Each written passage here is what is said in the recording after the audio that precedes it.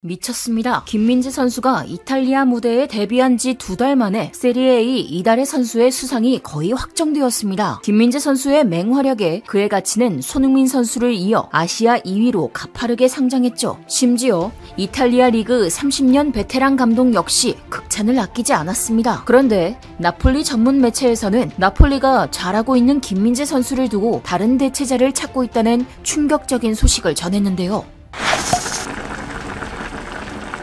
모든 축구 선수들의 꿈의 무대인 유럽 빅리그. 세상의 모든 축구 천재들이 모인 그곳에서 뛰는 것은 고사하고 후보에도 들지 못한 선수들이 수두룩한데요. 그런데 그 치열한 경쟁 속에서 엄청난 성장세를 보이며 1년마다 스텝업을 한 선수가 있었으니 바로 한국 대표팀의 기둥 김민재 선수입니다. 이번 시즌 세리에-A 나폴리로 이적한 김민재 선수는 얼마 전 국가대표팀 친선전에도 MVP를 탈 만큼 엄청난 활약을 보여주었는데요. 그 여운이 끝나기도 전에 더욱더 충격적인 소식이 이탈리아에서 들려왔습니다. 그것은 다름 아닌 김민재 선수가 세리에-A 이달의 선수 선정이 유력하다는 내용이었죠. 세계적 인기 축구 게임 피파 시리즈 관련 소식을 전하는 푸시에리프는 지난달 29일 SNS를 통해 김민재가 세리에-A 이달의 선수를 수상했다라고 알렸습니다. 아직 오피셜은 아니지만 이 매체가 피파 시리즈와 관련해 신뢰도가 높기 때문에 거의 준 오피셜이라고 봐도 무방한데요. 그도 그럴 것이 세리에-A 이달의 선수 라이센스는 피파 23이 가지고 있습니다. 그래서 후보군이나 수상자가 나오면 게임 카드 형식으로 공식 홈페이지에 기재되죠. 그런데 푸시에리프에서 아직 공개되지 않은 김민재 선수의 이달의 선수 신규 카드 디자인을 먼저 유출해버린 겁니다. 이로써 사람들은 김민재 선수의 이달의 선수 수상을 99% 확신했습니다. 리그 6경기에 나와 미친 수비와 2골을 넣은 김민재 선수. 이런 활약에 세리에-A도 그를 주목한 것 같은데요. 특히나 세리에-A 이달의 선수가 시작된 2019에서 2020부터 지금까지 센터백으로 수상한 선수는 단 한 명뿐이었습니다. 그는 다름 아닌 현재 첼시에서 뛰고 있는 전 나폴리 선수 쿨리발리였죠. 김민재 선수는 유럽 탑급 수비수인 쿨리발리 선수가 팀을 떠나면서 그의 빈자리를 메꿨는데요. 만약 김민재 선수가 이달의 선수를 수상한다면 나폴리는 리그 내에 유일하게 센터백 출신 수상자 2명을 배출하는 역사를 쓰게 됩니다. 거기에 튀르기예 리그에서 갓 이적해온 신입 김민재 선수가 센터백이라는 신분으로 두 번째 수상이라는 영예를 안게 되는 것이었습니다. 아시아 선수 최초로 세리에-A 이달의 선수 수상을 눈앞에 둔 김민재 선수. 일본에서 이탈리아 무대를 동경하며 많은 일본 선수들이 뛰고 있는 걸 생각하면 김민재 선수의 이번 수상이 갖는 의미가 더욱더 크게 느껴지는데요. 그런데 이렇게 기쁠 때 매체에서는 나폴리가 벌써 김민재 선수의 대체자를 찾고 있다고 보도하고 있습니다. 도대체 이게 어떻게 된 일일까요? 나폴리 매체 칼치오 나폴리 24는 최근 파울로 바르지지아 기자가 발언한 내용을 보도했는데요. 그가 얘기한 주제는 박지성 선수가 뛰었던 잉글랜드 프리미어리그 맨체스터 유나이티드가 김민재 선수를 눈여겨보고 있다는 것이었습니다. 실제로 김민재 선수가 단 2달 만에 보여준 기량은 유럽 명문 클럽들의 시선을 끌었는데요. 그중 한 곳이 바로 맨체스터 유나이티드였죠. 영국 매체 풋볼 365에 따르면 맨유가 김민재의 바이아웃 5천만 유로를 지불하는 건 전혀 문제가 없을 것이다 라며 이 링크에 대한 신빙성을 뒷받침했습니다. 현지 보도를 종합해보면 맨유 감독이 새로 부임하면서 주전 수비수 맥과이어가 제외되었고 그 자리에 김민재 선수가 대안으로 급부상한 것인데요. 아직 시즌이 절반도 채 지나지 않았는데 벌써 빅클럽들은 김민재 선수를 낚아채려고 눈독 들이고 있었습니다. 그 반증으로 김민재 선수의 가치는 손흥민 선수에 이어 아시아 2위까지 치고 올라왔죠. 맨유뿐만이 아니었습니다. EPL 빅클럽인 리버풀에서도 김민재 선수의 관심을 드러냈는데요. 리버풀 소식을 전하는 리버풀닷컴은 클롭은 반다이크 후계자로 이미 김민재를 점 찍어뒀을 수도 있다